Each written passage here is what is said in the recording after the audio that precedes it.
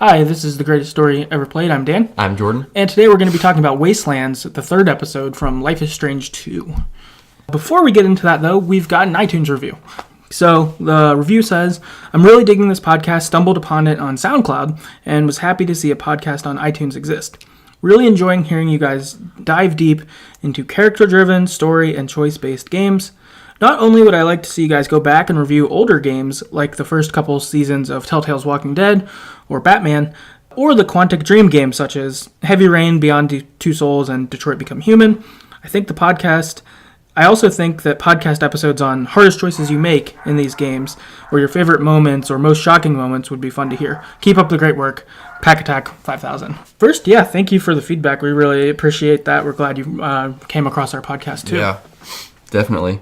Yeah, I like those. Those are cool points, too. It'd be interesting to do something on, like, hardest decisions we've ever had to make in games, or favorite game moment. That'd be cool. And we have talked about going back and doing some of those games, too. Yeah, with having bought the final season, pre-ordering it, we got all of the seasons ahead of time, which is sweet. So I definitely want to go back to, especially season 1, get to be with Lee, but even the other ones would be really fun to see now that we've actually gotten to go all the way through.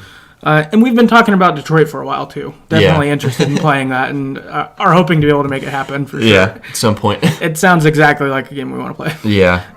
And same with like Heavy Rain and Beyond Two Souls. I heard those were really good, too. Yeah. So maybe at some point we have to pick those up as well. Yeah, definitely. Yeah, so thanks for the suggestions. Anyone else, if you guys want to rate and review us, we'd really appreciate your thoughts. And also, as said on the other ones where reviews come up, if for some reason we haven't seen your review, but you did review us somewhere, and you let us know. We want to definitely read your thoughts, too. But so far, this is what we've gotten so far. So, yeah. Cool. Yeah, so jumping in with this episode, we got after their narrow escape from Beaver Creek, Sean and Daniel's dangerous journey to Mexico continues. This episode, the brothers reunite with Cassidy and Finn in California, befriend a community of drifters who live on the fringes of society, and try to scrape together money working on an illegal farm. New friendships and relationships create friction and put the brothers' unity to test. As tensions rise, can their strong bond survive?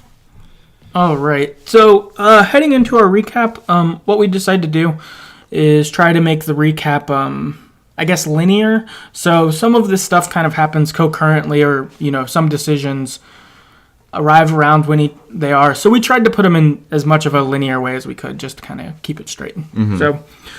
So first we start off then 3 months before the shooting. We've got this flashback of Sean and Daniel 3 months prior to the shooting in Seattle. And Sean's hanging out in his room listening to Gorillaz, which is cool. And Daniel sneaks in and steals something from us. As you would expect, Sean's mad, and a undesired game of hide and seek happens, and some fighting happens. And he argues with Daniel, stay out of my fucking room, kind of thing. And then Daniel's kind of like, but I wanna. That's the gist of his argument. Yeah, that's the gist of it. At this point, they end up, while they're kind of arguing and like shoving, they break something that was their dad's. And of course, that's when Esteban shows up, and he's kind of like, what the hell, you two? Yeah. Fair. He tells him to chill off, basically. Daniel runs off, and Sean wants to mope off to his room, too. Esteban gives Sean kind of a talk of, I need your help, dude. At this point, too, it's clear that their mom has already left. At this point, it's not clear how recent it was, but she's definitely recent-ish gone. Yeah. Seems like in the last couple months, maybe. Yeah, it's crazy. I always thought she left earlier, like when they were somewhat younger. So it's interesting. You get a little perspective of like, okay, she probably left, like you're saying, relatively recently before the incident went down with, the beginning of the game. Right, yeah. So maybe she's been gone less than 6 months from the shooting. Yeah, which is crazy. Right. That would make it way more like... I could see why Daniel would want to go and meet up with her, like look for her. She hasn't really been gone that long for his perspective of his life or whatever, that kind of thing. Yeah. Yeah. No, that's true.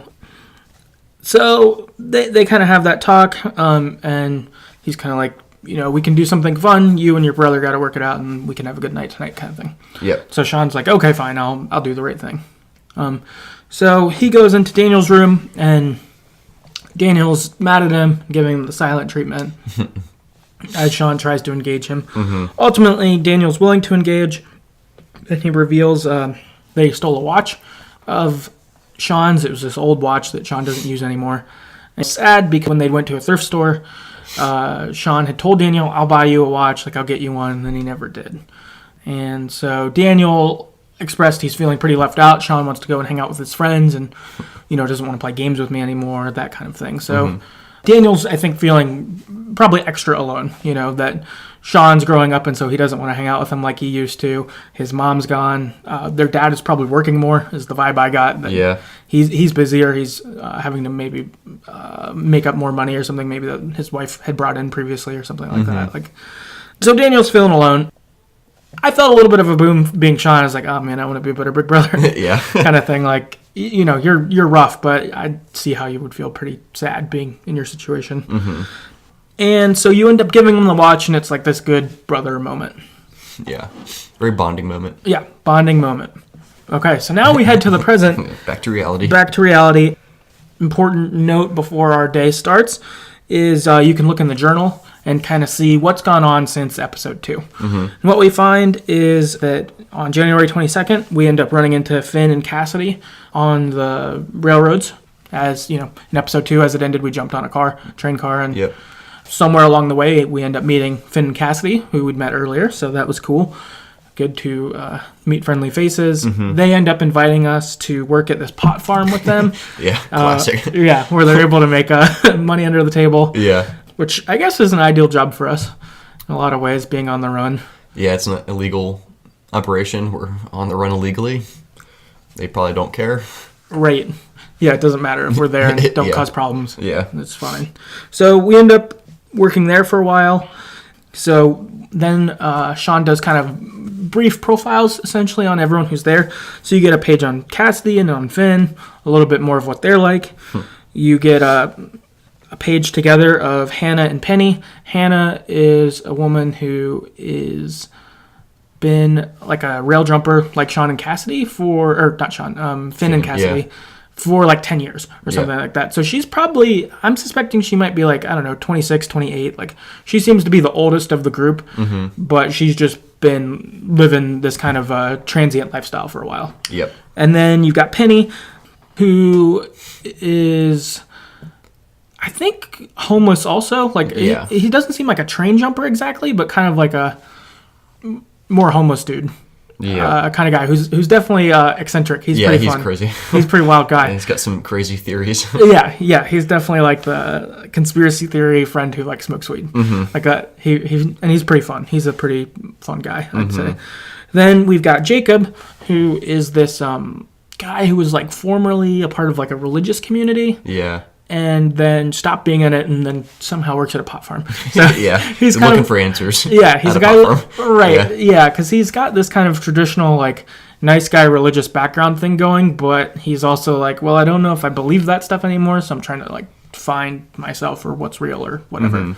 That's him. And then we've got Anders and Ygritte, and they're a couple who are from Sweden. And so their kind of thing is like, we're touring America, and so it seems that they're basically catching odd jobs along the way to fund the next part of their trip. So kind of cool. Kind of a cool thing. Kind of a cool people for them to meet on the road, I would say, for sure. So this is kind of our group of people who are at the pot farm, who we live with in kind of like a tent city, so to speak, nearby. Pretty cool setup, though.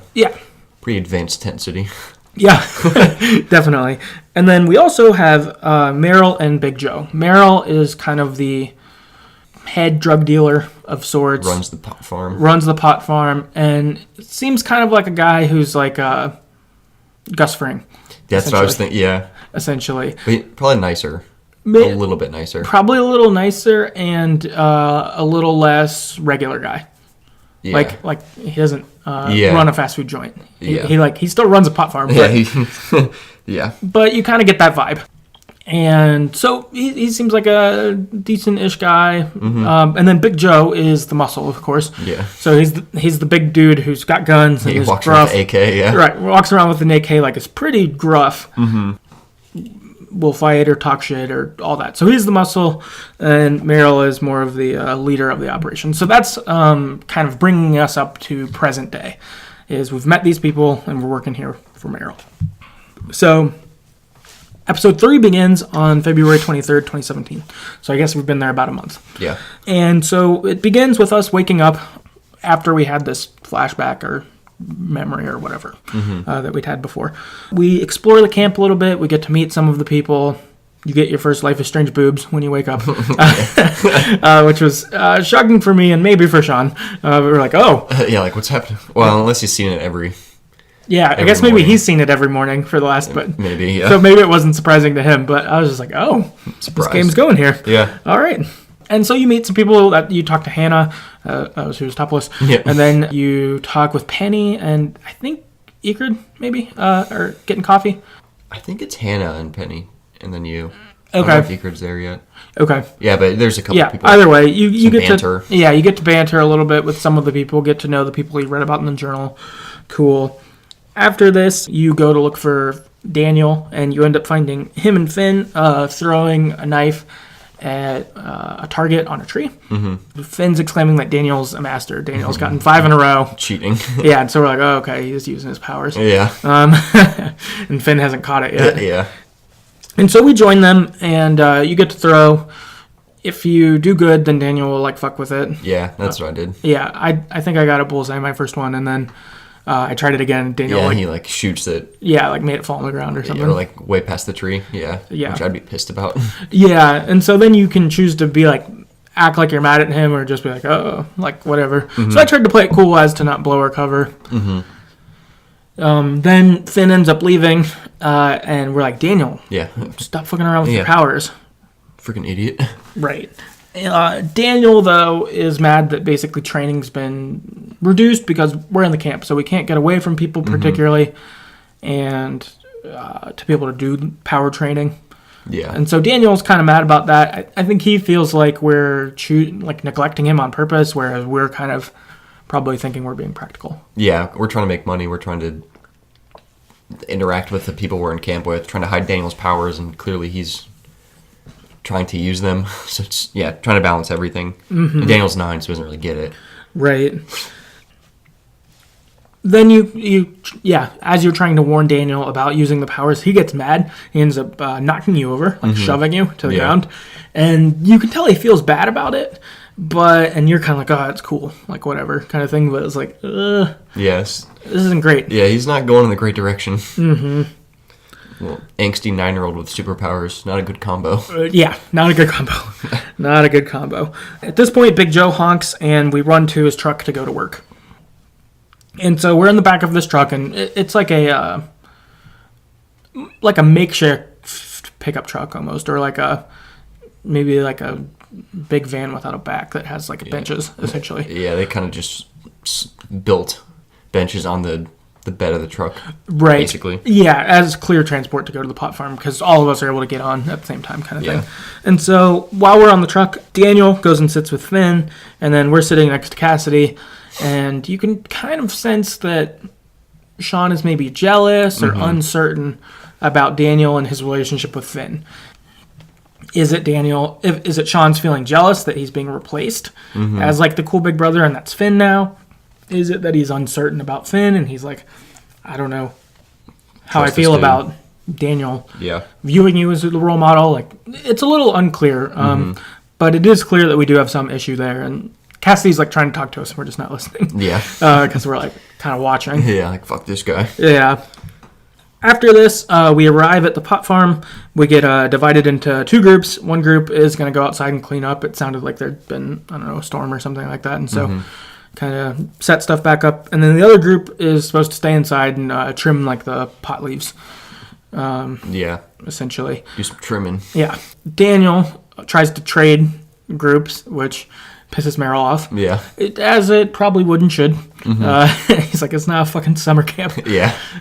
Kind of thing. And then he calls us aside and has kind of a quick talk with us and is like, you're on your last chance, basically. Don't fuck this up. This kid's 9. He shouldn't be here anyway. Yeah. And you're like, yeah. You're right. Which I guess I would still rather have Daniel be here, but it seems like you should maybe make him stay at the camp alone, kind of. Yeah, I don't... I mean, that's pretty irresponsible to leave a 9-year-old alone, But nothing's gonna hurt him. Also, is it less irresponsible than being on a pot farm? Right. I don't know. Yeah, it's debatable. So I kind of wonder if we should have not let him work, because I can't imagine his pay as much, if any. Yeah. Like maybe Sean gets slightly more because Daniel's there, but I can't imagine that's a whole person's wage or something of whatever they make. It can't be. Yeah, I wouldn't think so. Quarter of a wage because he probably doesn't do anything. Right. Yeah, I imagine he doesn't do much. So we get that warning. Then we have pot trimming go, which was exceptionally boring. Yeah, jeez. This might have been my least favorite thing that's happened in any Life is Strange It just game. took forever, too. Because worse than finding the bottles in the first game, or it fucking sucked. Yeah. It was pretty terrible. I did not like that at all. Yeah, it was really boring. Yeah. It was long and it was boring. And even, it took a minute for me to even get the hang of it. I kept doing it kind of wrong. I'd, cut too soon or too late, and so I just kept not doing it right. Yeah. Did he scold you for that later? No, I got to average, I think. I didn't get good, though. Yeah. I think I got good. Yeah, it looked like most people on the ratings did, so Yeah. I think I was the minority of being bad at it. But it doesn't take away either that it fucking sucks. Yeah, and in hindsight, as we'll talk about later, it doesn't change anything. No, it didn't. So you could just cut none of them and be fine. Yeah, I would have maybe preferred it as a cutscene. But also, this was the first time. So in this conversation, you have Hannah and Cassidy argue, and this is the first time I think we've encountered the system, if not in the game ever, definitely in this episode, where a conversation's going and you're doing a thing, and you can choose to interject or not, but you can miss the conversation. Yeah. Which I didn't like that's a thing, because I missed conversation here, but I didn't realize I could have it till it was too late. I maybe would have wanted to say something, because then later too in the game, there's around the campfire, the same thing happens. I was like, oh, I'm supposed to draw here, and then I was drawing and I saw conversation happening, and then I kept being silent because I wasn't quick enough to get to it. So I wish that I didn't have an activity to do if optional conversation is coming. I'm fine missing a conversation if I'm not quick enough. But if you're making it seem like I should do an activity, but then conversation comes into it, I don't like that. It's almost too realistic. If I'm playing a game, I don't want to be distracted by something else. Yeah. In the game. It should make it somewhat clear what I should be doing. Or that, because up until this point too, if you don't have a time, a timetable of when you have to respond to things. Right. So it's kind of just throws it in there oh, shit. Yeah. So I get that. Yeah, I didn't love that. I think that it would be better to have that change. I would have maybe rather had, since the pot thing was very unfun, I would have probably rather had that been mostly a cutscene where either the conversation happens as it does and we can't do anything, or we could chime in, but it's mostly a cutscene. I would have preferred either of those. Yeah, that'd be cool with me too. Definitely. Yeah, I definitely missed a lot of the conversation and dialogue. I was really focused on the pot trimming.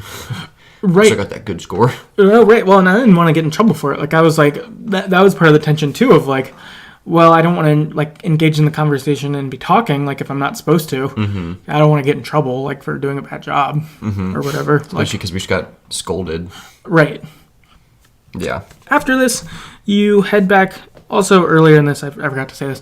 After this, there's a part where Joe hits Cassidy when you're first arrive there. Oh, yeah. She's maybe talking about how working there sucks or something. Something, and then his reaction is to hit her, which is bad. Yeah. For sure. And then you can choose to interject or not. I interjected. I didn't, just because I kind of thought that wasn't a place where you should. What did she... Well, what happens if you don't interject? She didn't really do anything. Oh, okay. It was kind of okay. Yeah, if you interject, she's I don't need you to stand up for me or something like that. Yeah. All right, fair. Yeah, I feel in that, by doing the wrong thing, I feel like I did the right thing. Kind of Yep. In real world, you should interject, but in that one, I was I don't know, everything here is bad enough that Yeah, this is an illegal pot farm. Let's just keep our head down. Right. Yeah, that was kind of my thought process, because I was I don't know, he could just punch me right now. Yeah, shoot me. Yeah, shoot me. That would be a potential thing or whatever. Seriously. So, yeah.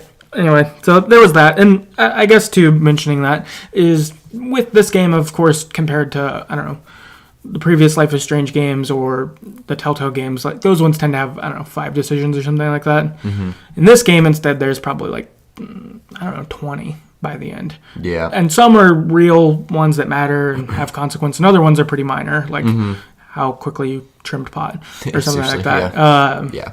And so, of course, with that, we'll really only hit up the most major ones. Those are the ones I asked about online, where we have answers from people and stuff like that. But yeah, just as a statement there, I guess. Our day at the pot farm ends, and we head back to camp. Once we get back to camp, we're allowed to kind of roam around and talk to our other campers. And again, this is good, getting kind of more info on all of them. I think at this one, you actually can talk to everyone. I think everyone's actually there. So you can have longer, more meaningful interactions with different people. That's nice. You have chores you need to do, so you do those. When you lug some water around. And I help Daniel with his dishes too. Yeah, I did that too. Yeah, to try to be a good brother or whatever kind of thing. So Yep. There's kind of that going on. It's cool. It's definitely giving more of that feel of your home or whatever. So I like that. After that, you end up sneaking off with Daniel to do some training because he promised him that morning you'd do some. And Daniel's powerful. Yeah, he's gotten a lot better at he like stuff. Yeah, he's gotten way better at stuff since episode 2. He is able to, like, you throw pine cones in the air and he hits them with rocks. He makes something float like across the lake. A bunch of little rocks. Yeah, a bunch of rocks. He does that. He blows up a tree. Yeah. Or stump. Yeah, he blows up a stump that you were supposed to do something more minor. He just blows it up. Yeah, right? like he's supposed to blow up mushrooms. He just like basically obliterates the stump itself. It's like, all right. Unchecked aggression, maybe? I don't know. Yeah, he's definitely getting strong. Yeah. And then we have a conversation that he gets upset during. I think it's about telling. We tell him that he needs to make sure he doesn't reveal that he has powers, and then he's like, "Stop treating me like a kid. I'm not a kid." And we're kind of like, "You're 9. You're a kid." Yeah, I think you basically have two versions of saying you're a kid. Yeah. I think there's one that's like patronizing, like you're a kid, and then there's the other one that's like, I know you've grown up a lot, but like I'm still your big brother. Something like that. I think those are kind of your options. The other one is received well, though. Yeah. And Daniel ends up pulling this like giant stump out of the lake, and lifting it like above the lake in the air. And I mean, the stump's huge. It was like one of those giant redwood trees, like just a stump of that, which is, big as a house probably. Yeah, it was enormous. Yeah. And so he just picks that up and like lifts it and like kind of stares you down, and then drops it in the water and like walks away like, I'm not a kid. Like, fuck you, little kid. I want to... You're like, that was pretty childish, you bitch. Punch you in the face. I don't care if you have superpowers. Yeah. Can't use them if you're knocked out. Right. Yeah. So that was, not awesome. Okay, he's really powerful, and just up till this point, we've just seen a lot of difficulty with him. It's like, I feel like even in these, I'm like trying to do the non-antagonizing thing, and he just takes him that way anyway. Yeah. So... God, could be annoying this episode for sure. Yeah, he's definitely the most challenging. And the most powerful. Yeah, unfortunately, that combination. Yeah.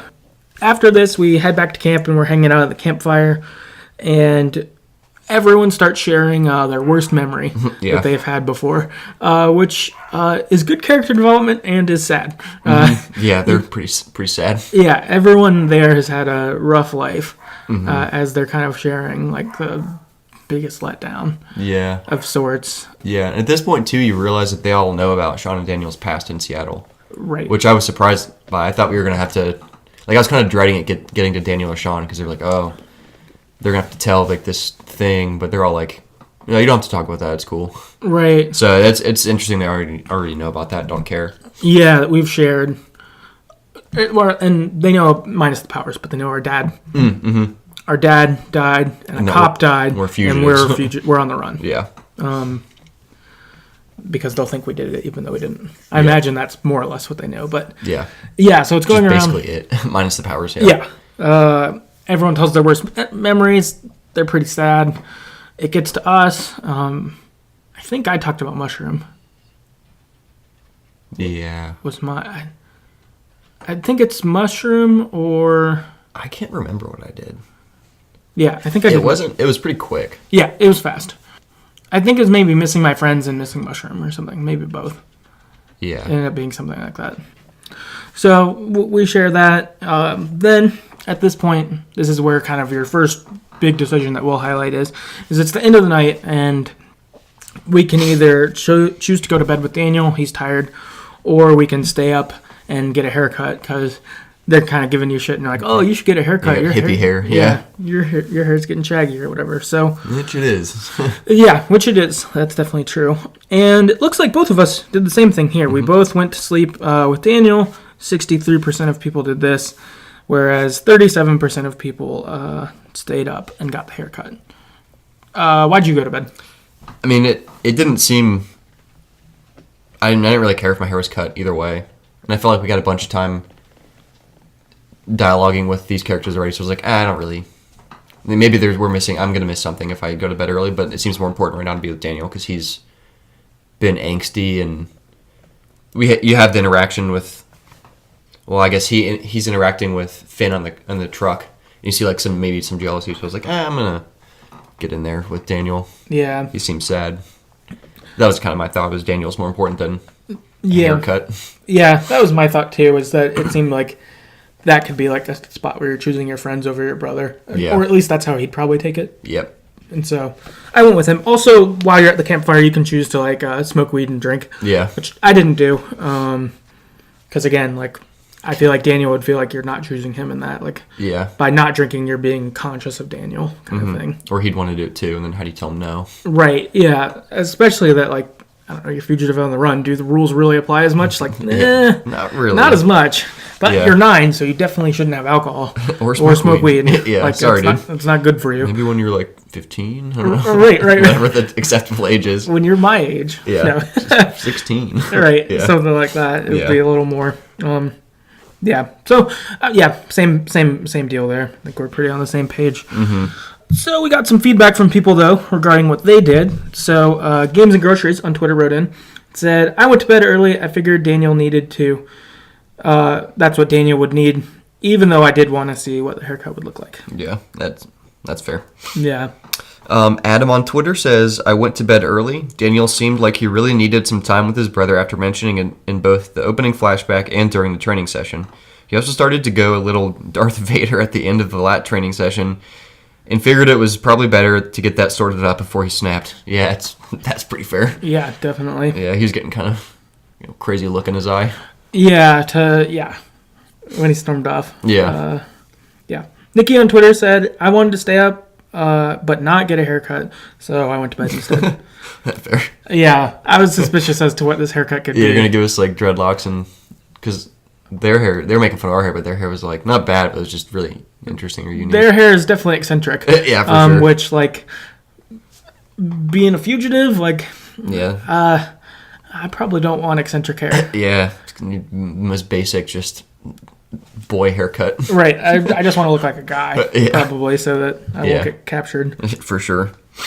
Melanie on Twitter said, I stayed up for the haircut, as was hoping it could lead to us getting lucky. Bummer, it doesn't. Right. Callum on Twitter said, I stayed up to spend more time with the group. I was pretty curious about the haircut, but I can see going to bed with Daniel would have been a good idea as well. Clara on Twitter, the haircut was so tempting, but nah, little bro comes first. Yeah. Chris on Twitter said they went to bed early. Super Tails on Twitter said, stayed up for the haircut. I gotta admit, it looks great. Yeah. I looked at a picture of what he looks like, and it's not bad. Yeah, it looks surprisingly cool for what I would be afraid of. So you get kind of a mohawk, essentially. The two sides are shaved, and it's not like a stand-up spiky mohawk, but still like a set of hair mohawk kind of thing. Yeah, nice description. Yeah, you can tell I'm a hairstylist. Yeah, you can tell it's a mohawk because of how it is. Because of how it is. Because of how mohawks have. Yeah. No. Yeah. Exactly. Duckus on Twitter said, stayed up for the haircut. Kind of wish I went to bed, though. Feel like a bad brother, despite trying my hardest. Yeah, that's fair. Chris on Twitter said, stayed up for the haircut. Yeah. Okay, cool. Good. Thanks for writing in. So, yeah. If you stay up, if you go to bed with Daniel, you end up kind of having just a conversation of like, are you okay, dude? Basically. kind of address his anger, and I think Daniel expresses feeling angry and not wanting to. Yeah. Yeah, he's like, I'm angry all the time. I don't want to be. He just keeps thinking about, like, the things that have happened to them, and he just feels like it's not fair or gets angry about it or something. I think that's the gist of what he was saying. Mm-hmm. Yeah, so you do that. I think it is a good brother bonding moment before bed. If you do that. If you stay up, you get your haircut. Finn, while he's doing your haircut, puts on this like fake Irish accent, and he's like, "You're at like Seamus's barber school." And he's being kind of silly, and then the girls are kind of like fucking with you as if you got like a really shitty haircut. Yeah. So you kind of get that, and then you get kind of a talk of like, "Oh, have you had girlfriends before or boyfriends? Like, what are you into?" kind of thing, and you can kind of lead minor hints towards your character of like, oh yeah, I'm like really into dudes, or I'm really into girls, and it kind of tips off whoever's at the campfire, which is Finn, Cassidy, and Hannah are there, and it kind of gives them a clue as to kind of what your aim is, and kind of, ooh, do I want to like try to date someone who's in my camp kind of thing. So that's kind of what you get if you stay up. A camp fling. Yeah, camp fling. Yes, exactly. Went to summer camp and got a crush. Yeah. Yes, pot camp. All right, so next day happens, and you wake up, and you're the last one to the truck.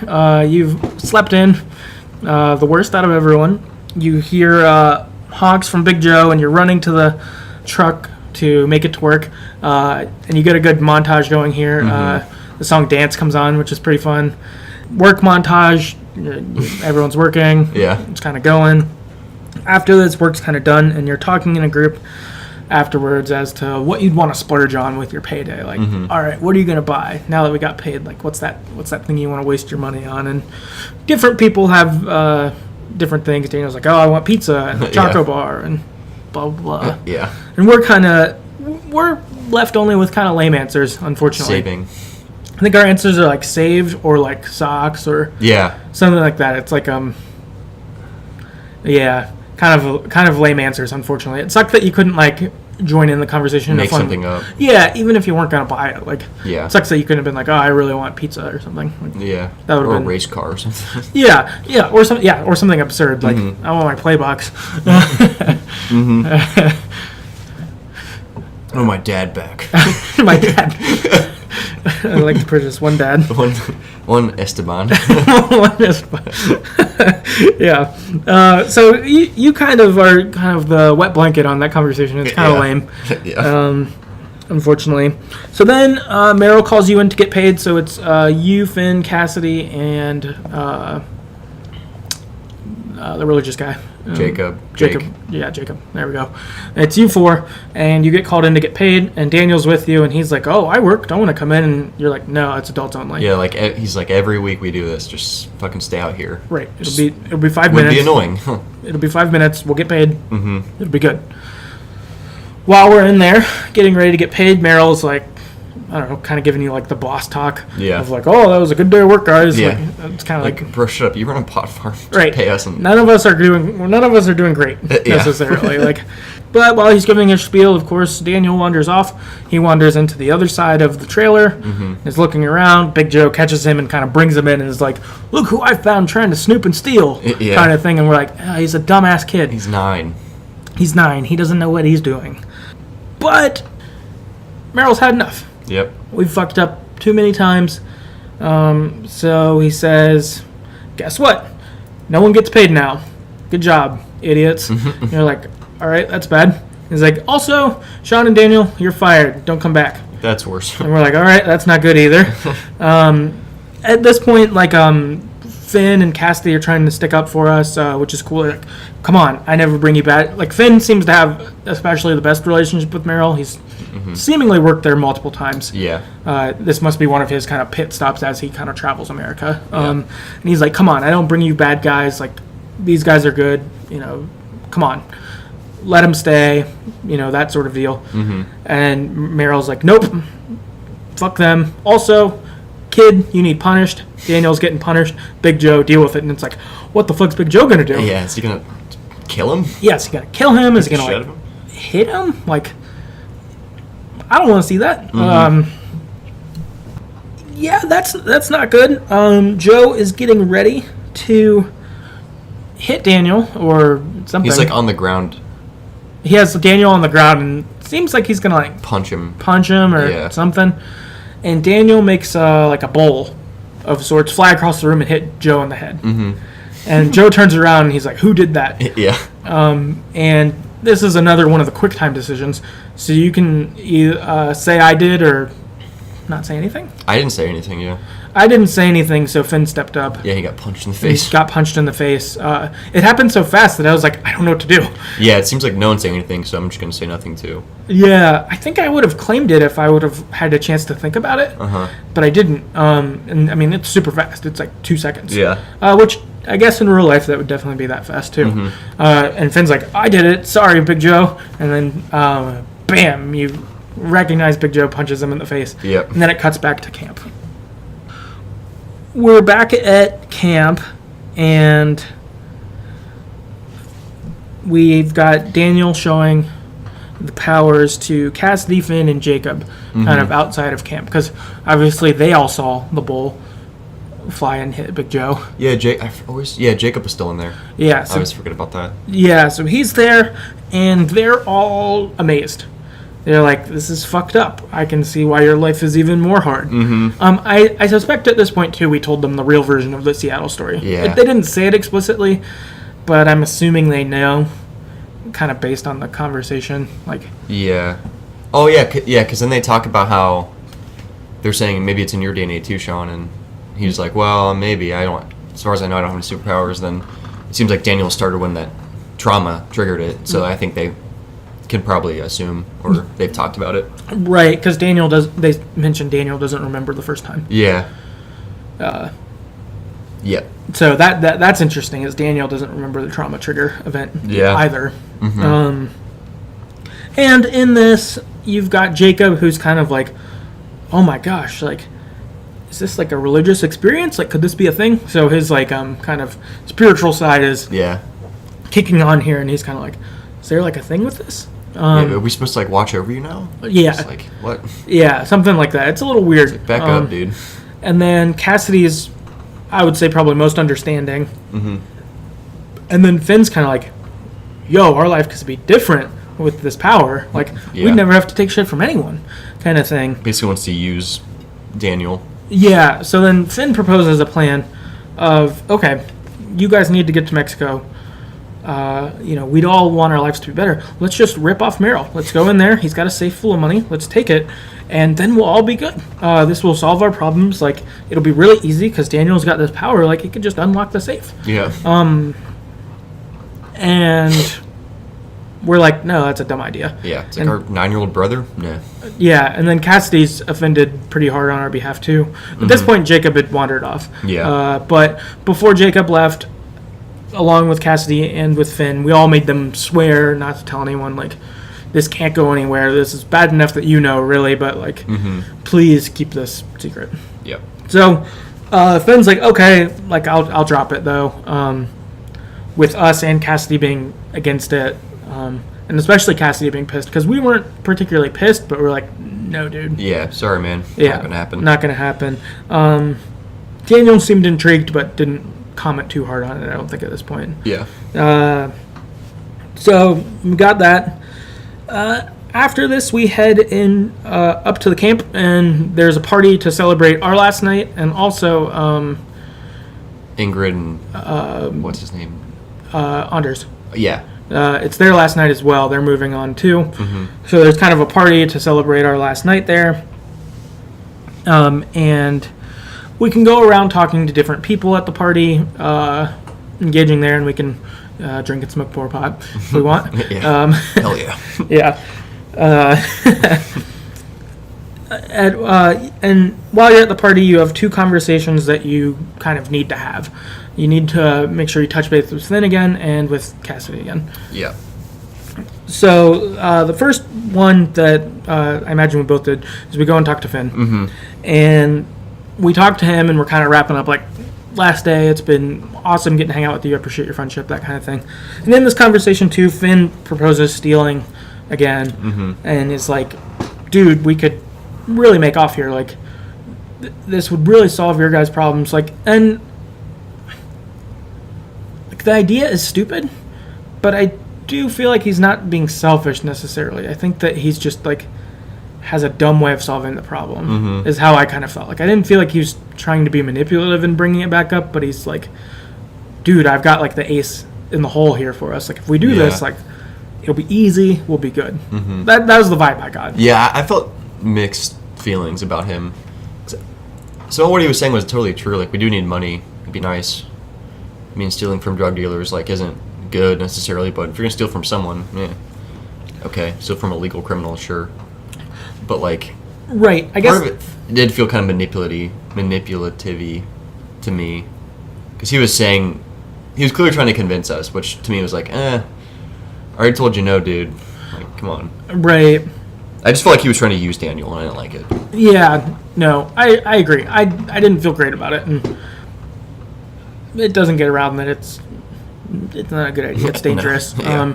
Because on one hand, right, the drug dealer can't call the cops because you stole from him, but he can fucking kill you. Yeah, which... Like, and, like, being Finn, like, you've actually come here multiple times and worked here. It's not like he's going to forget Finn. Like, yeah. You will be on his shit list forever. Yep. And if he ever sees you, he will kill you. Like, yep. You don't want this kind of tension with anyone. Like, yeah, it'd be different too. You will see them again. Like, that's just how shit goes, I feel like. Yeah, and it'd be different too if Big Joe wasn't walking around with an assault rifle. I might feel a little bit like, that's okay, true. they're not great people, but they're not, maybe they won't kill us. Like, no, they've, and because Big Joe must fucking fucked up Daniel, like, all right.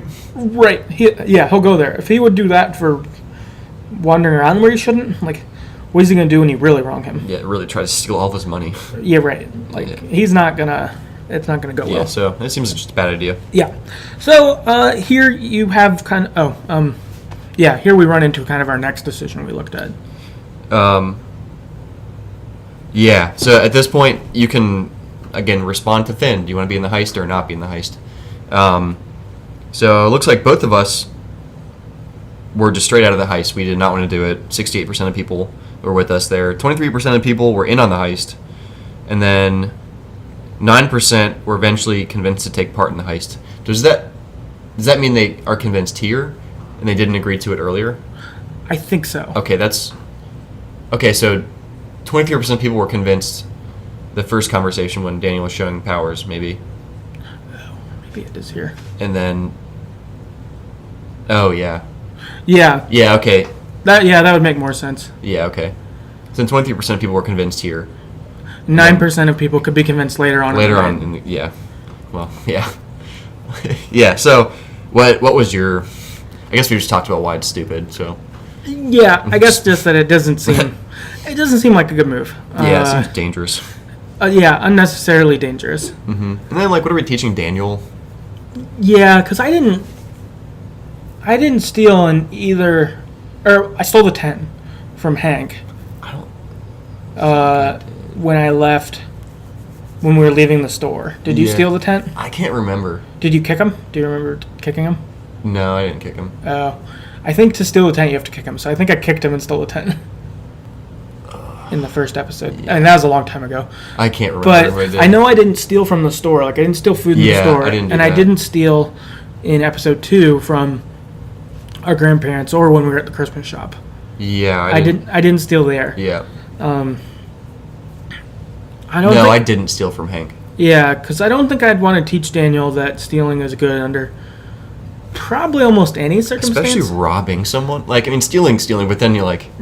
stealing all of his money. I mean, that's like robbing a bank. So teaching Daniel that it's okay. He has powers to rob banks, so... Well, and again, with someone who will kill you. Yeah. Like, that's not a guy you want to rob. Because I guess that, like...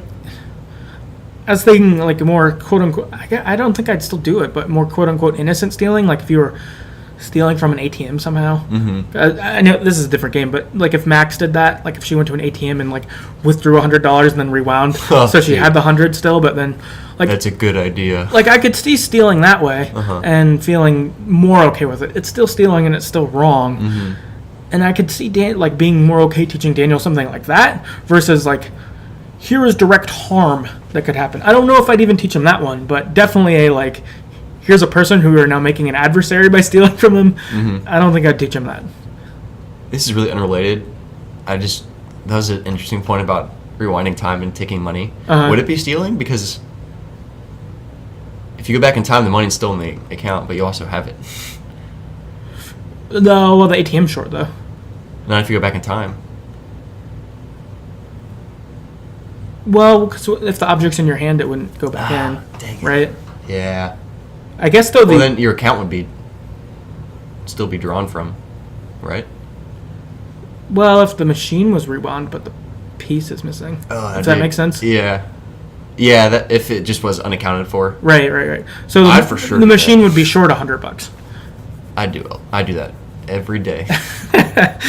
Would you want to teach your 9-year-old brother that? Oh, hell yeah, dude. Okay. No, I'm So just kidding. you're fine stealing. Well, first, I wouldn't have a brother. Yeah. I'd be a lone wolf, dude, for sure. Second off, I'd for sure steal lots of money. But, that seems like far better of a crime, though. If you're going to steal, I would Less rather... risky. More Robin Hood-y. I'm stealing from Chase Bank. Fuck Chase. Yeah, right. I'm stealing from Chase as opposed to I'm stealing from Merrill, who's going to be pissed. Whereas Chase will be like, what the hell? Who keeps taking $100 from our ATMs? Yeah, super annoying. Stop it. Stop it. Merrill's like, all right, you took all my money. I'm going to freaking kill you. I will break your legs. I feel like you'd have to kill Merrill if you stole from him. Yeah, that's probably true. I guess if you're going to go for it, should you just go for it. Kill them and then take the pot farm over? Or that'd be a crazy twist. Episode 4, you're running a pot farm. Right. or fucking kill them and then just leave and people are like, oh, these drug dealers got murdered. Yeah, you see it in the paper or something. Yeah, and it's nothing happens because they're like, oh, we're not really sure how they got murdered, but they're dead. But I mean, they're drug dealers, so we don't care. Yeah. It just seems like if you're gonna go, oh well, I just don't think that's a person you want to flex at and then not go. You gotta go if it's drug dealer. So all that to say, no, it's a dumb idea. We didn't think it was good. Don't do it. Yes. Yeah. Shows where we were at. Melanie on Twitter wrote in, said, I shut it down. Daniel is so strong now, and I could only see the heist going south and someone getting hurt. Yep. Either him or everyone or Merrill. Whatever. Yeah. Claire on Twitter said, it's a hard no.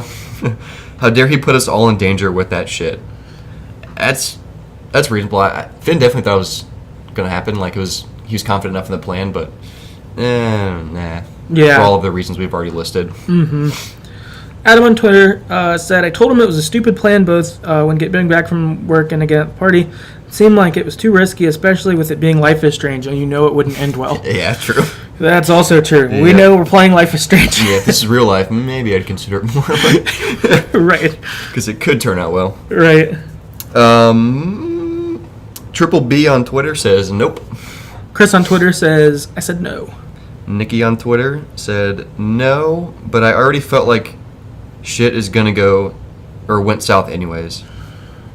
Yeah. That's true, it did. You're right. Games and Groceries said that I agreed to the plan, and they'd also said that, so this is Adam from Games and Groceries was writing in, and he said he agreed because he knew his wife was going to say no to the plan, so he wanted to see what would happen by agreeing. Nice. So good call, Adam. Yeah. Callum on Twitter said, I said no to the plan because I wanted to keep Daniel as safe as possible. Yeah. Chris on Twitter said no. Super Tails on Twitter said no. Okay. So lots of no's. Yeah, a lot of us said no. A lot of us weren't into this plan, the listeners who wrote in. After this, you go to Cassidy, and you can choose to get a tattoo or not. Did you get the tattoo? I did not. I did. It looked like shit. Which one did... I got a wolf. Okay. It was not good. Man, I wish I had a screenshot of my phone to show you right now. It was like Daniel did it. Oh, shit. So maybe it was supposed to be kind of artsy and abstract, but it just looked like a 10-year-old had drawn a wolf and gave it to you, and you put it on their fridge, and they're really proud of it, but instead you got everyone it tattooed on your arm. Bad. Yeah. That's awesome. Right on your forearm too. Of all places, bro. Come on, get on on your upper arm or something. Yeah, I'm glad I didn't do that. Yeah. I think again. So you're trying to stay covert, and instead what you can do is get a haircut and get your tattoos. Like, hey, do you need to like fill out my crime scene poster? I've got some more things. I could get a scar if you want. Like, well, I could lose my left eye. Yeah, I could get some piercings. Yeah. Do you need anything else? I'll dye my hair a different color. Like, yeah. Let me find this tattoo, dude. I really have to show you. It's really funny. Yeah. So, all in all, I chose not to get it. It's a fairly minor decision, but in this too, while you're talking with Cassidy again, you're kind of getting more bonding and all of that. Mm-hmm. That's all well and good. Once your tattoo has been finished or rejected, she's like, okay, you know what? I want to go swimming. And so she just runs off excitedly towards the lake. Ooh, about to get some. So on her way she runs off to the lake, and you're kind of there, and you're like, all right, do I want to go or not? To follow her to the lake, and so I chose to follow her down. Did you follow her down? Yeah, I did, for sure. Okay. So follow her down to the lake, and you get there, and do we have a tattoo? Yeah. All right. This is great. Look how bad it is. Yeah, that's not great. It's not great. No, it's not. I mean, it's not... It's not the worst tattoo ever, but It looks... It's not as good as I think you'd think it would be from her. I know, because she has a bunch of tattoos. It's like... Yeah, because her tattoos look good. It looks like a cool Chinese deer with a really bushy tail and, like, French fries for claws. The animation for this would be better, but there's this episode of The Simpsons where Homer smokes peyote, and a wolf comes and talks to him. Yeah. And it kind of looks like this wolf. He's like, I'm your spirit wolf. And, like, it's super funny. I'm your spirit wolf. Yeah. It gives him, like, advice, and then when Homer, like, wakes up from peyote, he realizes it's just, like, a stray dog. And he, like, thought it was... It was pretty funny. Sorry, backtrack. Great audio tattoos really for good. Everyone. Yeah, not a great tattoo. Just look it up. I guess if you're listening, you maybe you've played this, but maybe tell us what you think. Maybe you also got the tattoo. Or maybe you had that same tattoo. I apologize. I got that on my arm.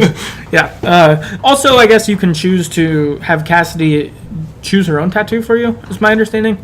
Okay. And I haven't seen it either, but I heard some people say that whatever she chooses looks better.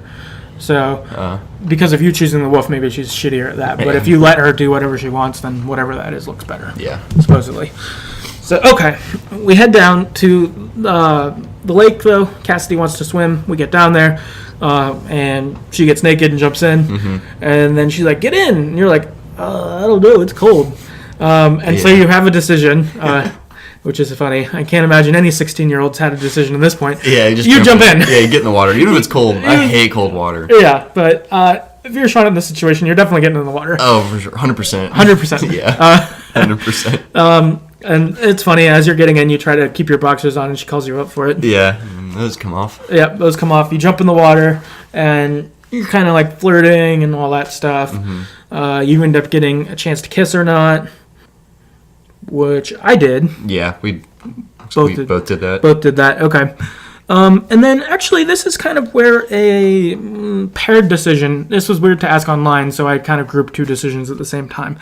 The question I asked people was, "Did you kiss anyone during the episode?" Mm-hmm. Which people give responses to, because in the episode you actually have two potential kissing opportunities. You have the opportunity to kiss Cassidy, which 65% of people did, including both of us. Mm-hmm. 35% of people didn't kiss Cassidy. And then also you have an opportunity where you could have kissed Finn in our previous heist conversation. Mm-hmm. So could you do both then? I think you could. Ooh. Oh. I think. I didn't go back and play through, actually. I just watched some playthroughs. So that's all what people did. Yeah, you probably could do both then. Yeah, because... Unless you don't have time if you... I think you probably could go... I imagine what comes after this you wouldn't be able to do if you're in the heist. Yeah. But if you are... But you might still be able to go to the lake. Mm-hmm. That's a good question. So with Finn, though, you have the opportunity to kiss him or remain friends. So for us, both of us, we remained friends with Finn. 88% of people did that. 12% of people did get to kiss Finn. And in this, it's kind of in that conversation. If you agree to the heist, you also get to express feelings for each other, and you can go for a kiss there. So, yeah, which I had no inclination that Finn would be into that. Yeah, and I think part of that's because neither of us were at that campfire conversation. That's where. Ooh, yeah, fair. That's where I didn't catch it either. When I saw it in the stats at the end, I was like, "Oh, I didn't know that." Interesting. Yeah. Yeah, I totally missed it. But since we missed that, like the campfire conversation is very obvious. Okay. It's exceptionally clear. Okay. Yeah. Good to know. Yeah, so you would know there, but since we didn't know that. Yeah, asked people if they kissed anyone during the game. So here's some responses we got. We're both on Twitter. Replied back, anyone, more like everyone. So maybe you can kiss So yeah, he might have got to kiss both of them. Dang, hell yeah. Yeah. Chris on Twitter said Cassidy for sure. Nikki on Twitter said kissed Cassidy in the lake. Later in my opposite playthrough, I kissed Finn. It was a cool surprise that was possible when I saw the results. Melanie on Twitter said I kissed Cassidy in the lake, and then again when they were in her tent.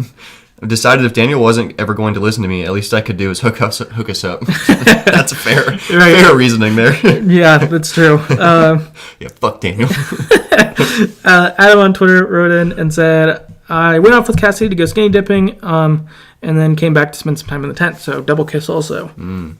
Chris on Twitter said, no, I'm saving myself for Lila. I don't think you'll get that chance, sorry. Yeah, I don't know if she'll come back. I think she died.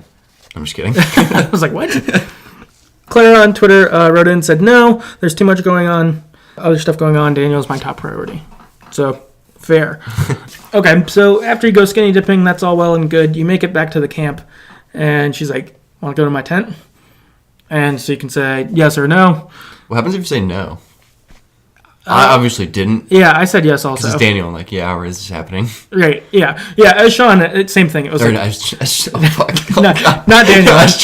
Daniel's not, and it does not happen.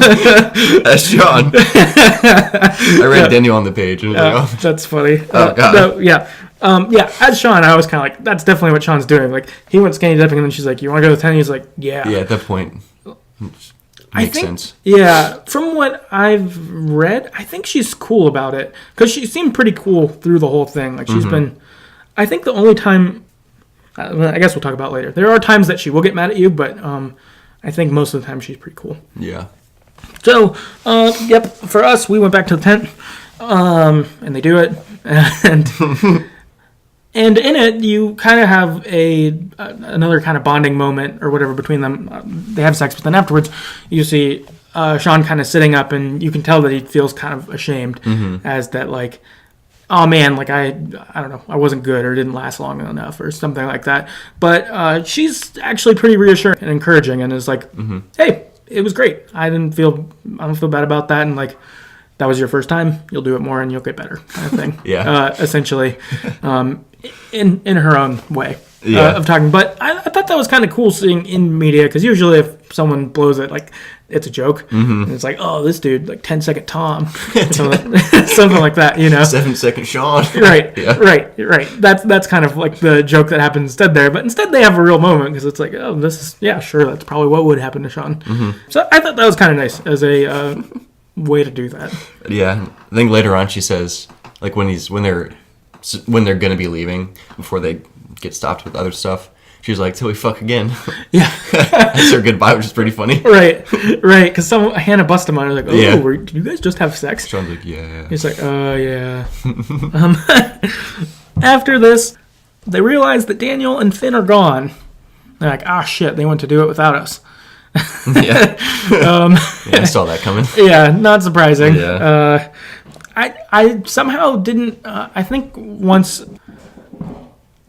Sean was with Cassidy, I just kind of ignored everything else going on, probably as Sean would. Yeah. And so I didn't really think about it, and then they were gone. I was like, motherfucker, of course they are. Yep. Like, he would do that. Right. Idiots. Yeah. So after this, you can go after them, and you steal Big Joe's truck. You also can sabotage his other vehicles and kind of roam around that stuff. I sabotaged his other vehicles, and then went down. Did you do the same thing? Yeah, just to make sure. Yeah, that was my thought too. We managed to get to Meryl's house before Daniel and Finn are inside. They're like in the middle room, essentially, and we bust him on it, and we confront him. Finn gives a pretty lame excuse here. He's like, Daniel came to me and, like, wanted to do this. And I'm like, he's fucking 9. Yeah, he's 9, bro. You're supposed to be an adult. Right. And it's like, he's like, no, I mean, like, he came to me. He wanted to do it. And, like, you know, he's an old soul, dude. He, like, gets it or whatever. Like, he's trying to talk like that. And you're like, he's fucking 9. I don't care what he says or how powerful he is. Like, yeah, he's 9. He's not an authority. Yeah. So I was kind of pissed. That was, like, the first time I was pissed at Finn. Like, before this, I was like, I kind of see where you're coming from and I'm annoyed. But for you to be like, it was his idea. It's like, you're an adult. You could just say no and he would listen to you. Yeah, you clearly wanted to do this. You brought it up twice, didn't you? Yeah, it's like, oh, don't make him twist your arm. Like, yeah, jerk. bummer. Yeah. So I was kind of pissed at Finn for that. At this point, you have kind of your second choice again regarding the are you in or are you out for the heist. So at this point, you could choose to be in and be like, all right, fine, fuck it, we're here, let's do it. Or you can say, no, we're not doing it. And I think this is where Cassidy will get pissed at you. If you say, yes, I want to do the heist, she'll actually leave. She's like, what the fuck's wrong with you? And leaves. Yeah. Which, there's some good things about that. Yep. I guess, of leaving. Yep. That's where she would get mad. Me, I said no. Yeah, I said no, too. I imagine you said no, too. So, said no. And for me, Daniel actually is pissed and hurts Cassidy. He, like, goes Darth Vader on her. Yeah. He, like, lifts her up and chokes her and is like, this is her fault. I hate her. And, like, ever since we came here, you only want to hang out with her and you don't care about me. And I'm like, what the fuck, Daniel? Yeah, he's a little bitch. Yeah, so he, like, does that real quick and then he blows the door open and, like, heads in. And so you're like, you fucker, man. Isn't it... Oh, well, go ahead. At this point, we go to the safe, but Meryl confronts them inside with his gun pulled on us. Because the freaking door was blown open. It probably made a bunch of noise. Yeah, if Meryl wasn't already ready, we gave him time to be ready. Good burglary there. Robbery there. Yeah, yes. Whatever the word is. Excellent robbery. Yeah. Fucking idiots. Yeah. So we get there, but Meryl catches them. Meryl, at this point, tells us to get on the ground. He's got his gun pulled on the 4 of us. I think Cassidy gets on the ground right away. Yeah, she and does. And then us and Daniel, like, have a moment where we can choose to go down or not, or try to discuss. Yeah, I just went down. I just went down too. I'm like, he's already expressed he doesn't want to discuss, and we're fucking up. Like, we can't say anything that will make this better.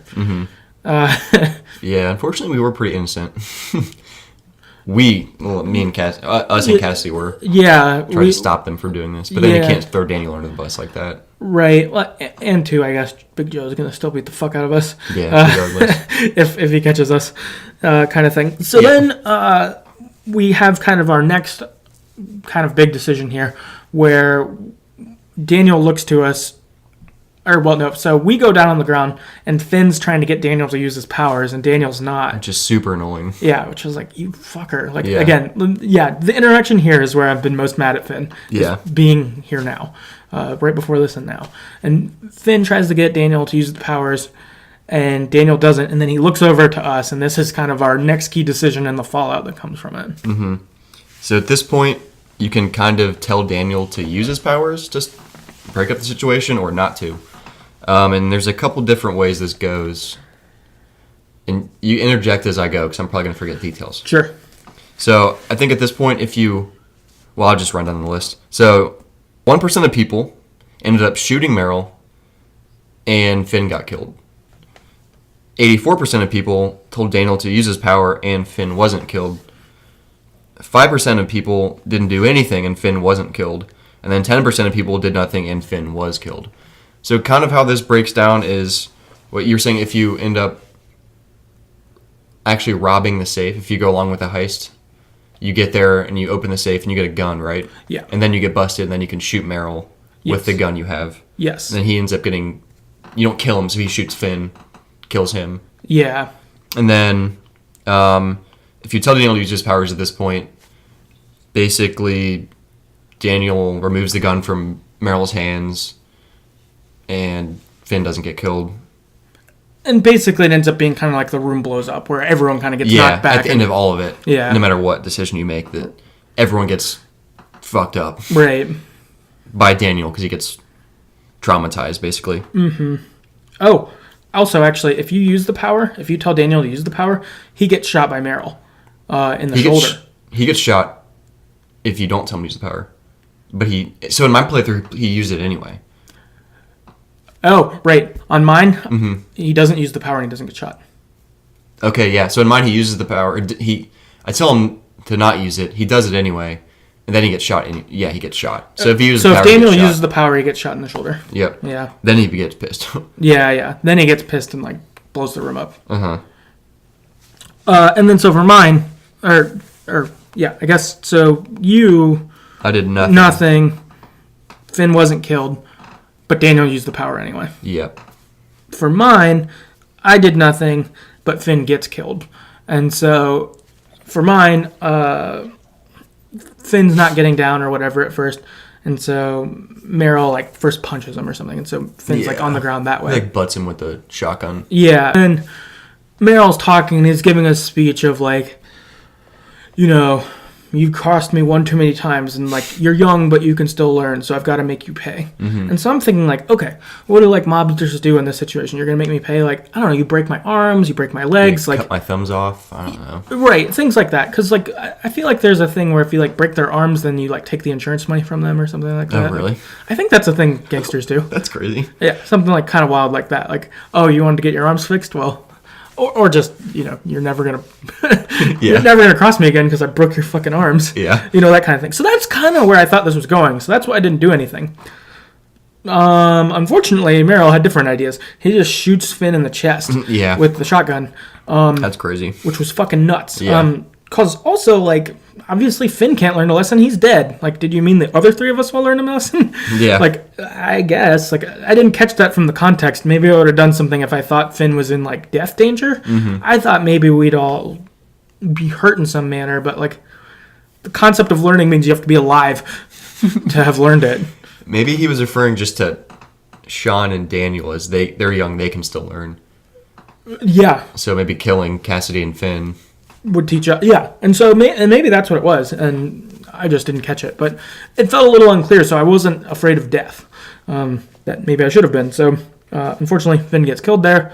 And then, as you said, ultimately, either way, Daniel ends up freaking out. So whether Finn gets killed and it causes Daniel to freak out, or Daniel chooses to use the powers and he gets shot and he freaks out, regardless, it ends up with Daniel using his powers in kind of an explosion around the room.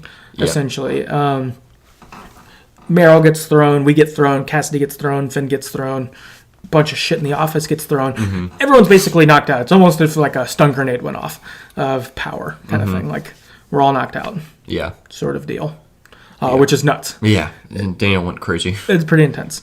And in one version, I forget which version it is exactly, but there's one where maybe it's if we shoot Meryl and then it gets Finn killed, but Daniel specifically gets pissed at us. He looks at us and he says, "This is your fault," and he throws us into the wall, as opposed to the I don't know, incidental contact of the room blowing up. Instead, it's personal. Yeah.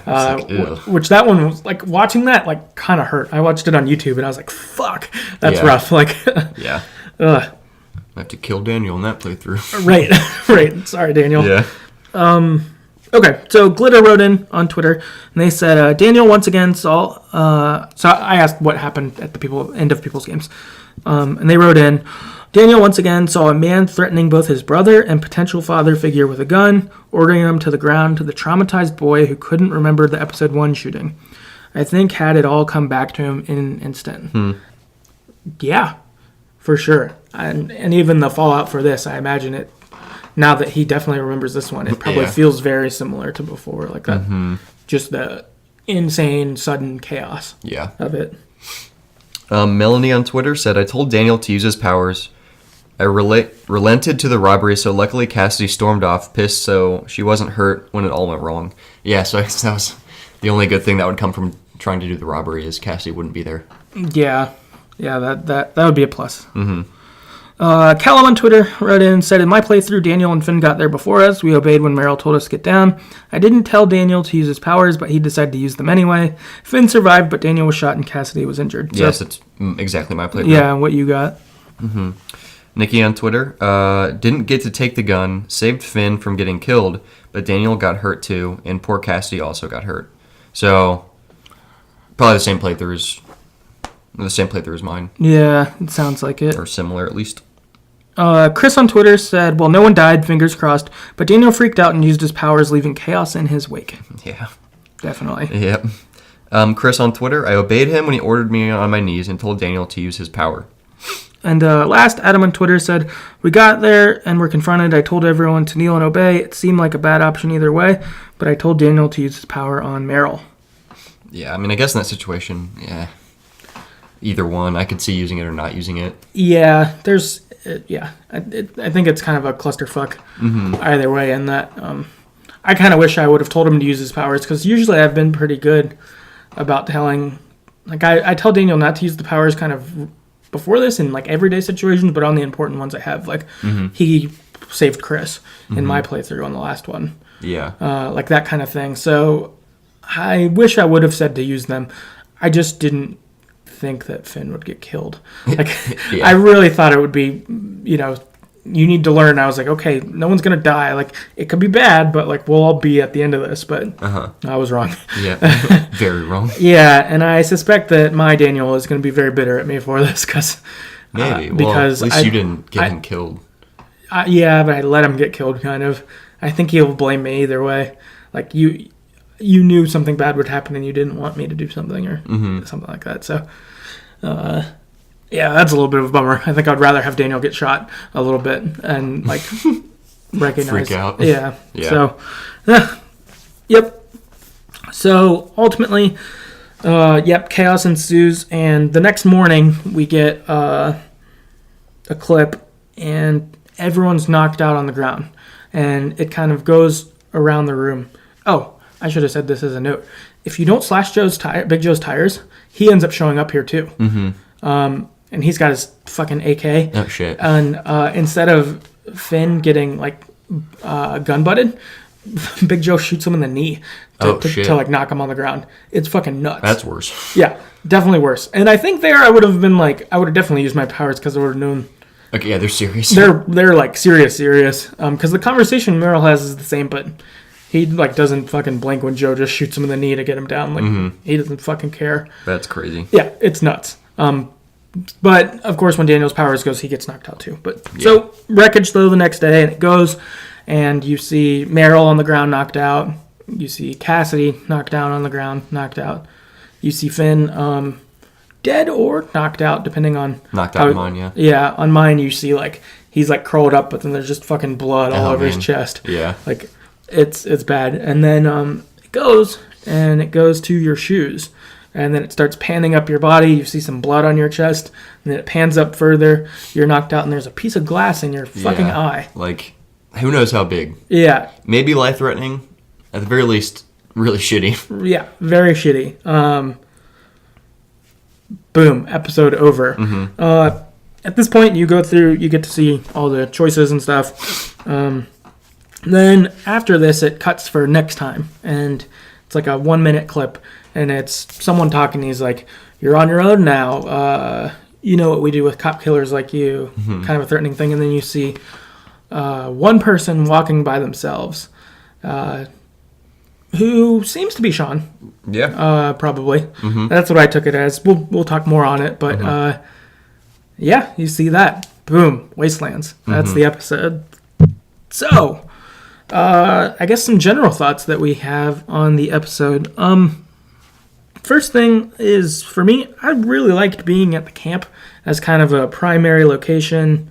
And really, these are kind of the first friends we've gotten to have in the game, in a lot of a sense. Because, like, the first episode, we met Brody, who was cool, but he's an adult.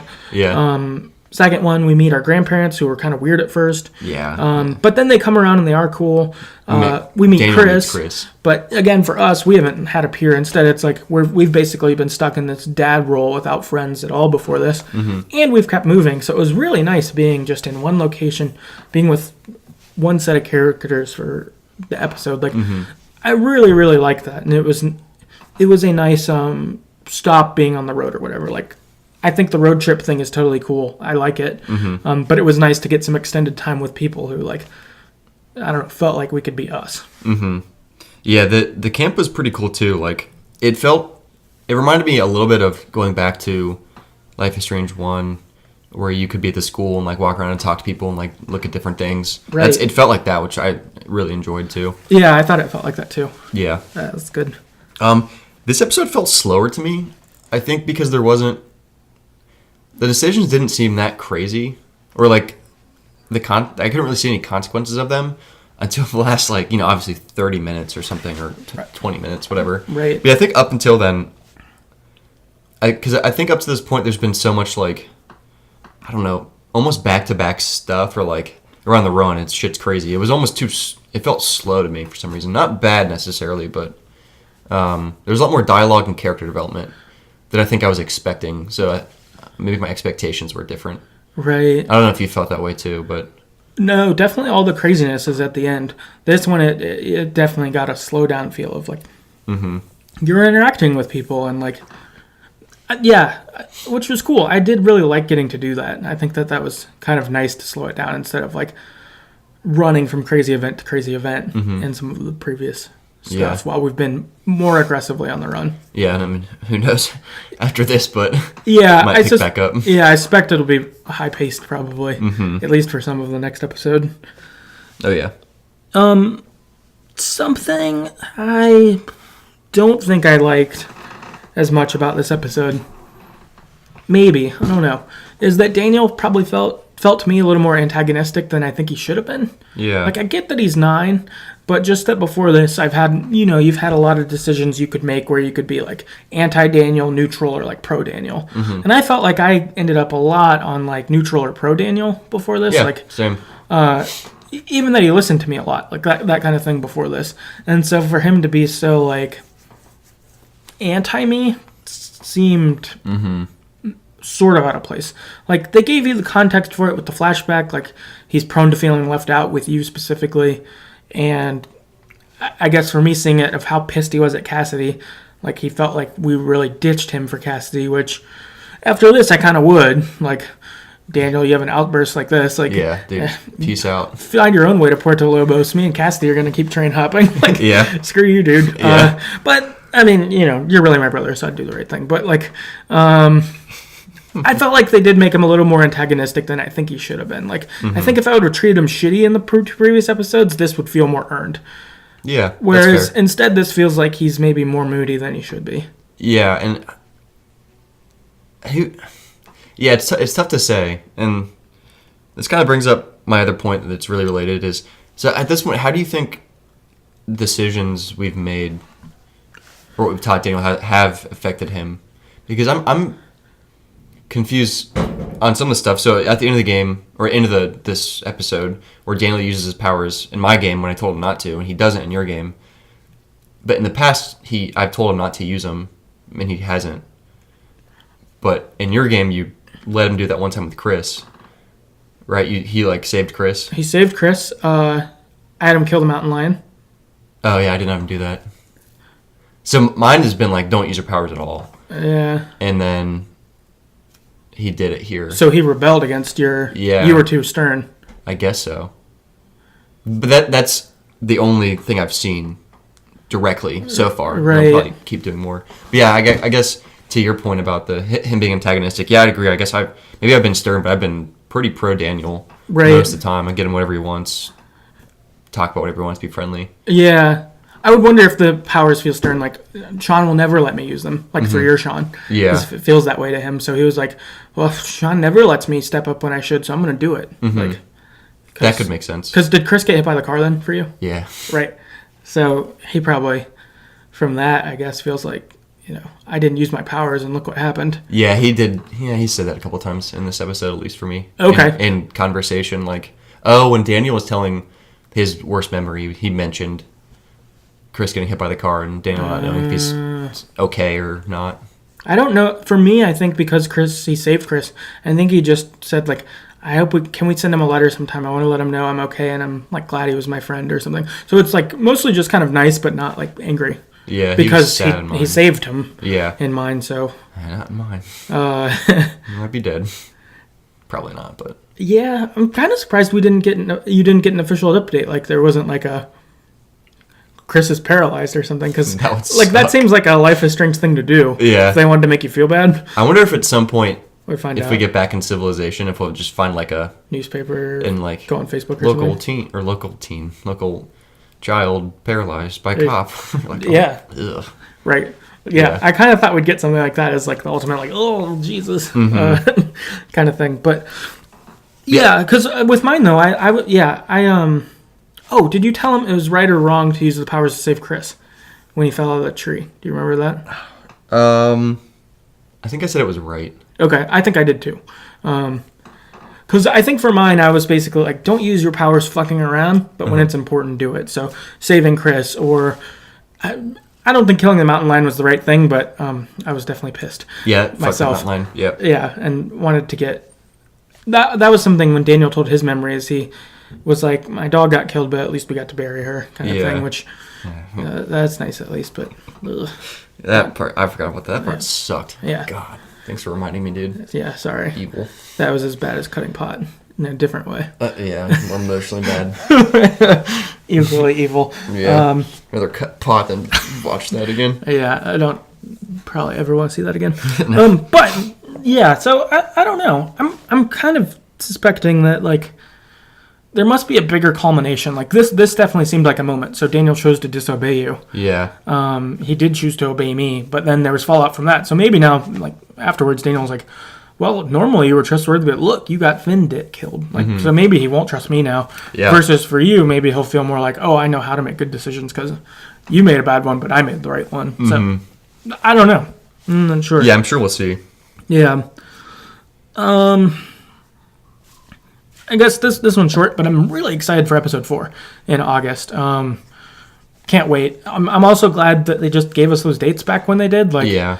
Again, now I feel like I can like turn my brain off until August for this, but like I'm not going to be anticipating like when are they going to tell us? Yeah. When are we going to know? Like, okay, it's coming out. I don't know, August 22nd or something. So okay, probably August 14th. I'm going to get a trailer, but otherwise I don't have to think about it until then, and that's great. I can enjoy the other games I'm playing and not anticipate this. But then I know once it's back, the hype train is going to resume, and I'm going to be super pumped. And they left us with enough of a cliffhanger and some theories behind it that like Yes.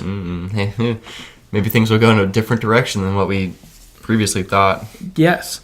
Yeah, I guess going with theories, Adam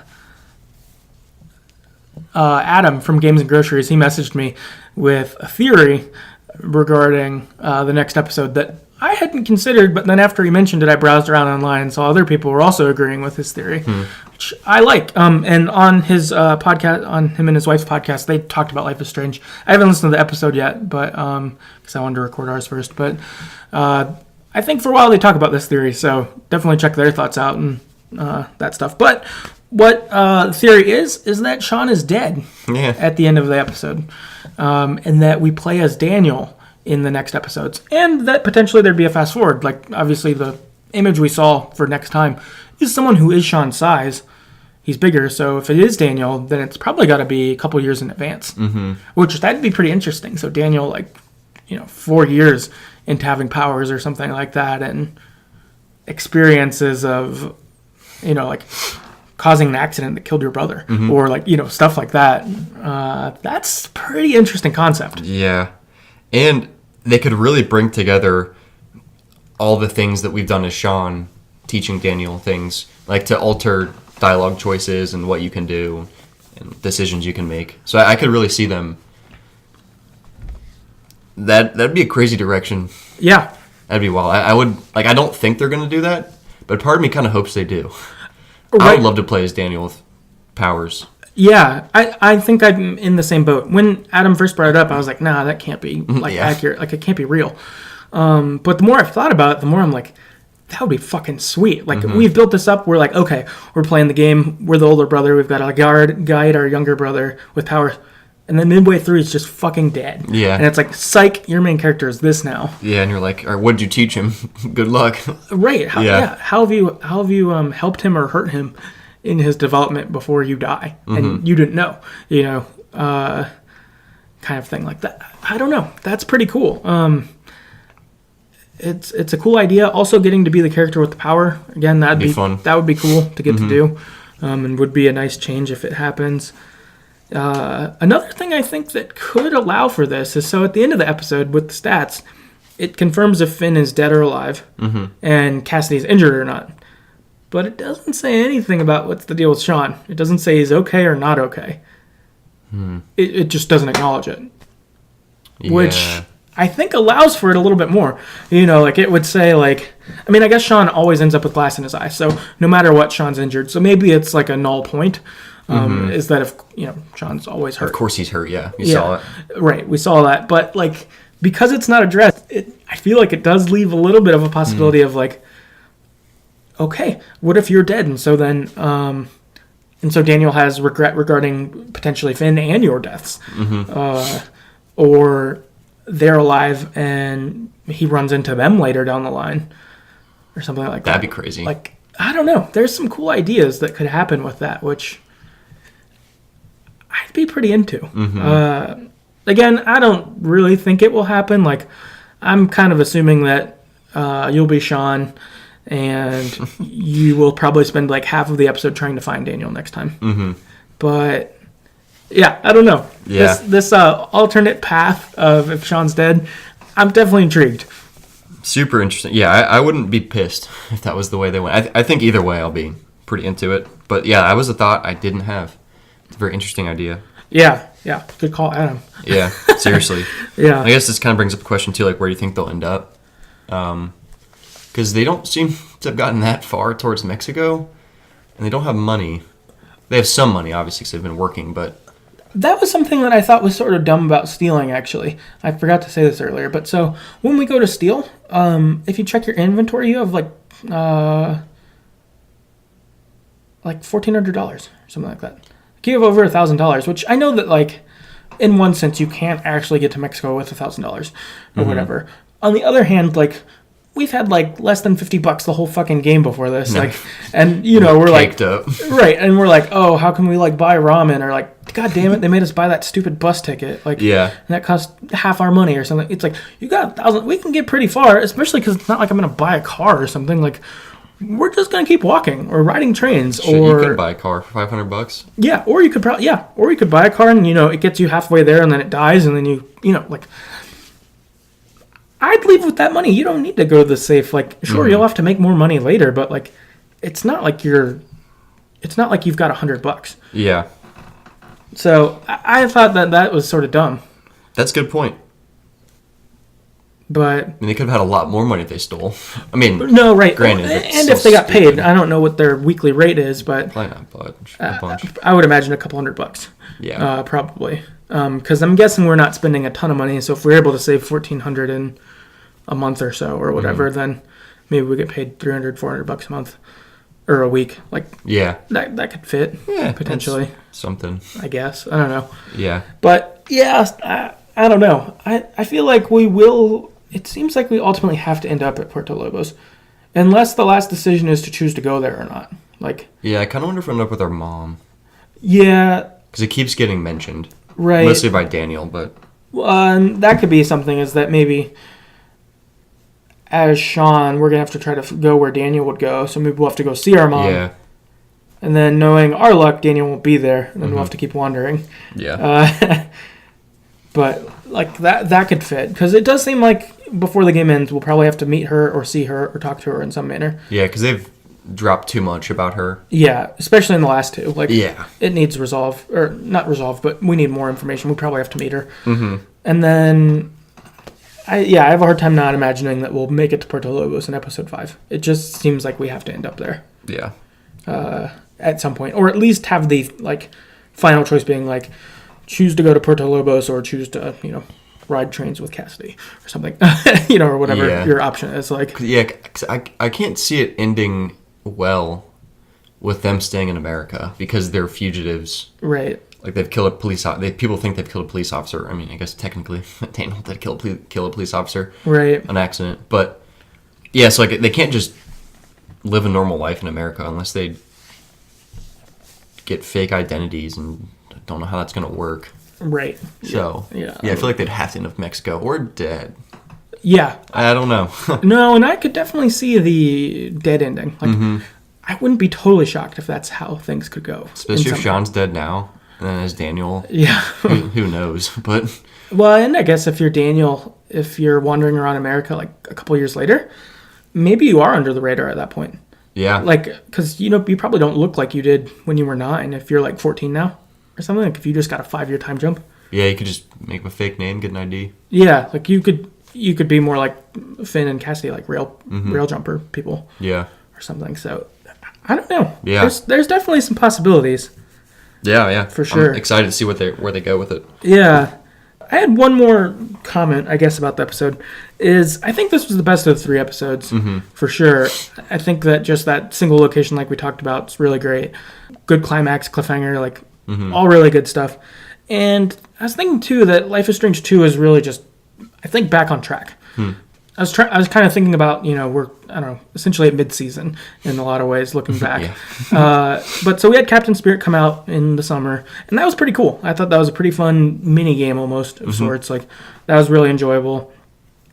And then the first episode I liked, but I think both of us felt like we shouldn't have watched the gameplay ahead of time because we got spoiled about Esteban. Yeah, Because I think that episode was good, but I think I would have liked it more if I would have been like, oh my god, that fucking happened in the first 20 minutes. Like, I think I would have been shook. But instead, since I knew it was coming, nothing more insane happened in the episode, which is fine. It doesn't need to. But because I knew that part, I think that maybe gave episode 1 a little less weight. yeah. I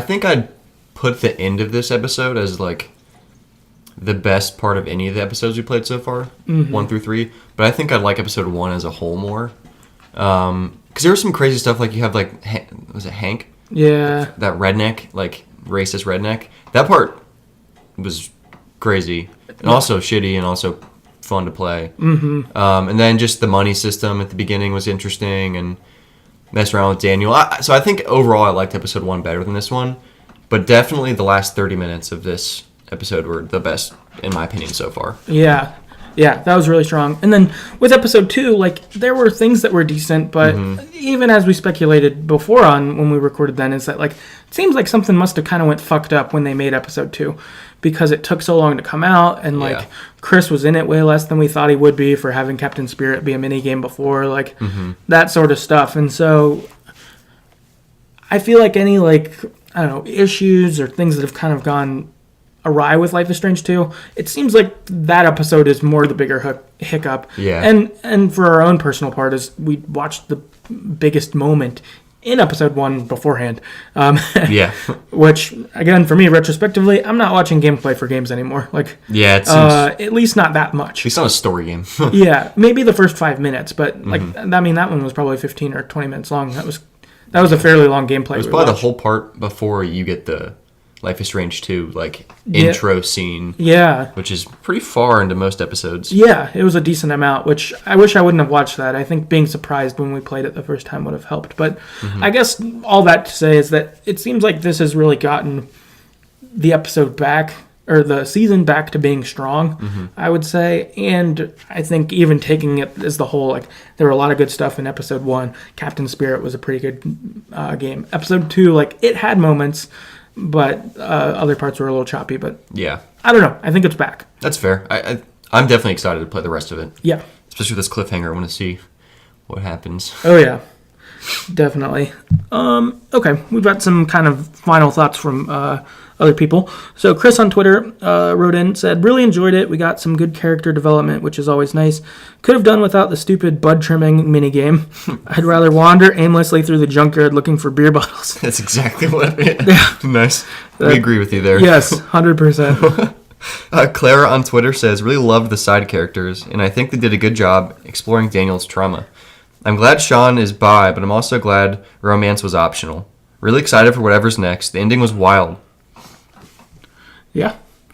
Nikki on Twitter, strong episode, but Daniel is a little shit. He never listens. Love the difference between the sober and wasted drawing, and that you could pick Cassidy or Finn to draw, as well as kiss.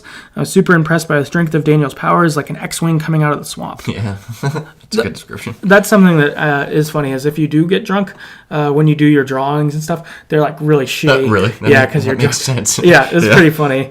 Yeah. That's awesome. Yeah, I thought that was a good feature. Hell yeah.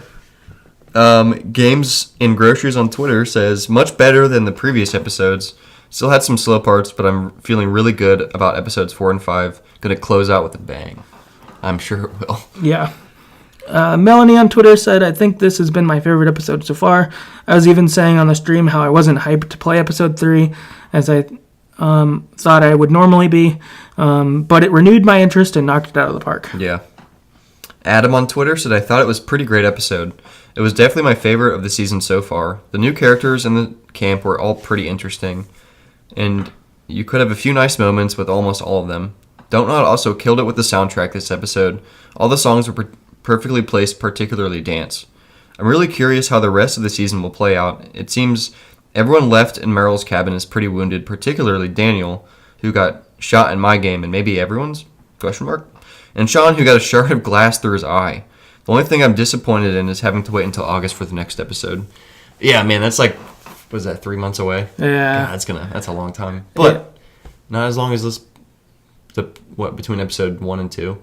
Yeah. What was that like? That was like 4 months or something. That was a while. A little bit less than that. Yeah, that was a while.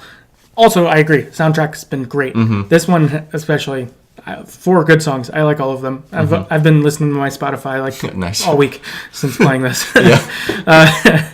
Yeah. It is awesome. Good job, Dontnod. Yeah, they're good with this soundtrack. Yeah. The feels. Yeah, they really have it. They really, I think, brought all the things I think we liked about Life is Strange 1. They all felt really here, and then enhanced upon, like clears their development and their tools and I don't know, all the stuff that they use to make the game. Yeah, they've clearly gotten even better at what they've done. Yeah, and I think this is like peak Life is Strange kind of thing. Like, very good. So yeah, this was a great episode. Yeah. So, that is the episode. That's Wastelands. So, if you've got any other thoughts, please write into us at TheGreatestStoryEverPlayed@gmail.com. You can find us on Twitter at StoryEverPod. Please rate and review us on iTunes or wherever you get your podcast.